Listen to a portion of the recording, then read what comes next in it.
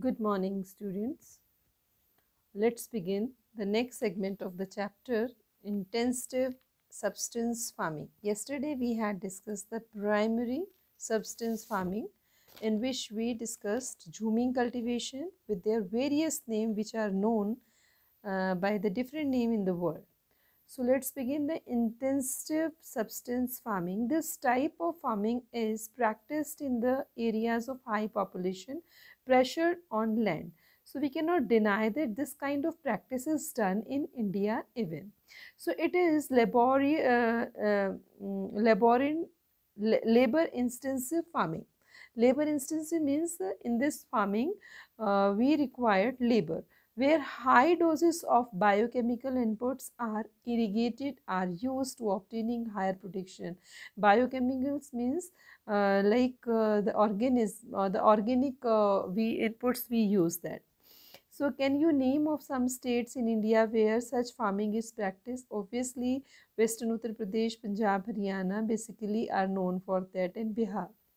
So, though the right of inheritance leading the division of land among successive generation has rendered landholding size uneconomical, the farmers continue to take maximum output from the limited land in the absence of alternative source of livelihood. Thus, there is enormous pressure on the agricultural land.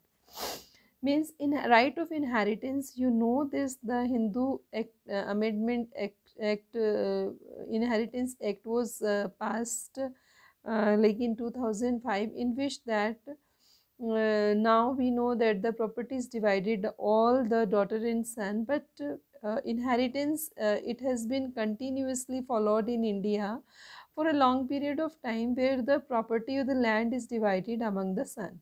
So because of division of the land, the means the land size has become always smaller. So because of that, what is, because land holding size uneconomical, इसने इसको क्या बना दिया है uneconomical, मतलब यहाँ पर size तो छोटे हैं लेकिन इस तरीके बहुत ज़्यादा उस पर इनपुट दिया जाता है. So the farmers continue to take maximum output from the limited land. मतलब उस पर बहुत खर्च भी किया जाता है और बहुत ज़्यादा उससे लिया भी जाता है. उस पर इतना इन्वेस्ट कर दिया जाता है कि उससे ज़्यादा से ज़्यादा मतलब आप प्रोडक्शन ले सके. Suppose for a patch of land, जैसे कि आपका छोटा सा कोई पैच ऑफ लैंड है किसी भी, हमने इकोनॉमिक्स में last year also we read कि अगर इस पैच पर एक फार्मर है, मिडिल क्लास फार्मर है, तो उसको कमर्शियल के लिए शुगर क्रेन भी उगाना है, फिर उसको वीट कल्टीवेट भी करना है, राइस भी करना है, उसको आपका ग्रास भी निकालनी है, फोडर भी निकालना है, वेजिटेबल भी ग्रो करनी है, और ये प्रोसेस क्या होगा उसका कंटिन्यूसली विल टेक प्लेस, मतलब हमेशा हमेशा चलता रहेगा. Land will not rest. ठीक है, लैंड के लिए कोई जगह की मतलब रेस्ट नहीं करेगी वो, तो हमेशा से. तो उससे क्या होगा, उसके कंसिक्वेंसेस क्या हैं, it will decline the fertility. So farmers continue to take the maximum output from the limited land in absence of alternative source of livelihood, क्योंकि उनके पास दूसरा कोई काम नहीं है करने के लिए. Thus there is enormous pressure on the agricultural land. So commercial farming, the main characteristics of this type of farming is the use of higher doses.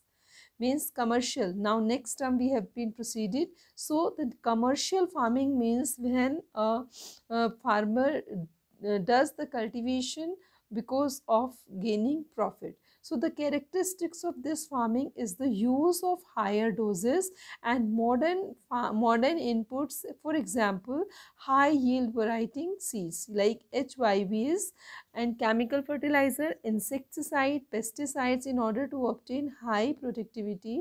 The degree of commercialization of agriculture varies one reason to another reason.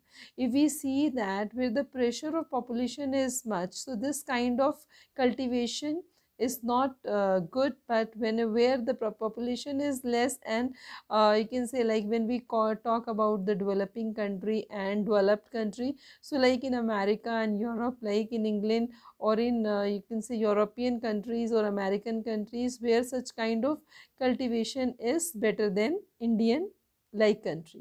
So for example, rice is commercial crop. When we are talking about in reference of India, so we say that rice is a commercial crop in Haryana and Punjab, but in Orissa it is subsistence crop. Why? Because the staple diet of those people is rice and fish. When we talk about in reference of Punjab and Haryana, we say that it is a commercial, you can say farming is there. Why? Because the staple diet is different, that is wheat. So this can be understand like this. So can you give some more example of the crop which may be commercial in the region? So there are many like cotton, indigo, coffee, banana, so many, sugarcane, so many are there. So plantation also is a type of commercial farming. In this type of farming, a single crop is grown on a large area. So main definition is that when a single crop is grown on the large area, it is called plantation or commercial farming. Plantation has an interface of agriculture and industry. Plantation cover large tract of land using the capital intensive input. Using the capital intensive, the meaning of that particular word is that where lots of you can say modern farming tools are used, machines are used, and simultaneously labor is used. So with the help of migrant labor here, like in Punjab and Haryana and Uttar Pradesh, we know the agriculture part is good. So generally during the harvesting time or cultivation time, many labor migrate from Bihar, Orissa and other region of the country towards the northern part of India. So all the produce is used as a raw material in respective industries, because some industries are, when we proceed to the next chapter, we'll see the industries based on agriculture. So like cotton, textile industries and other kind of industries. So raw material in respective of industries. So in India, tea, coffee, rubber, sugarcane, banana, etc. are important plantation crops. So tea in Assam and North Bengal, coffee in Karnataka, and are some of the important plantation. So this you remember when we are discussing this, they can come in the MCQs type question. So important plantation crop grow in these states, and since the production is mainly for market, is well-developed network of transport and communication connecting the plantation areas, processing industries, markets plays an important role in the development of the plantation. We can understand by this that wherever the plantation take place, so generally we'll see the related industries are set up nearby the region. Okay, like when we talk about the cotton or cotton means like the textile industries are set up. When we talk about in indigo, so again the textile industries are there, tea, coffee. And when we talk about the sugarcane, so we know that the some sugar industries are located nearby the region.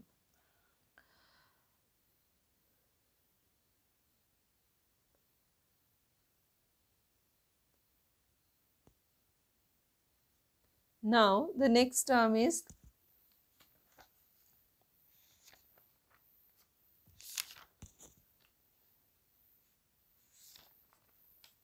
the cropping pattern.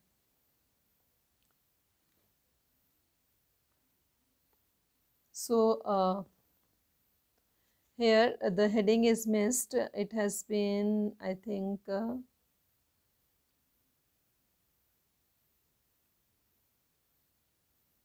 it is missed from the paragraph. Now from here we can understand you have studied the physical. Here from we are studying the cropping pattern. Sorry. Cropping pattern. Cropping pattern, you must have heard in junior classes that three kinds of crops are grown in our country. They are Rabi, Kharif and Zaid. So we will discuss here what is the importance of these crops and how we can know they are grown in India. You have studied the physical diversities and plurality of the cultures in India. Plurality means many kinds of cultures are there in our country. So these are also reflected in agriculture practice and cropping pattern in the country. These are reflected. Remember last year we read climate, and the last paragraph was that unifying bond, like all we read. So means different kind of festival we celebrate on the basis of agricultural activities, and we know them. So various type of food and fiber crops, vegetables and fruits, spices and condiments. Condiments means like spices, the part of spices when we talk about the cumin sheets and other kind of spices, ठीक है, जिनको in Hindi we call अजवाइन, जीरा, मेथी type all, ठीक है. So condiments etc. constitute some of the important crops grown in the country. In India, India has three type of crop pattern like Rabi, Kharif and Zaid. So this video we stop here. For the in the next we'll discuss other kind of you can say all these three, the detail of these three. Otherwise, video will be lengthier. Okay.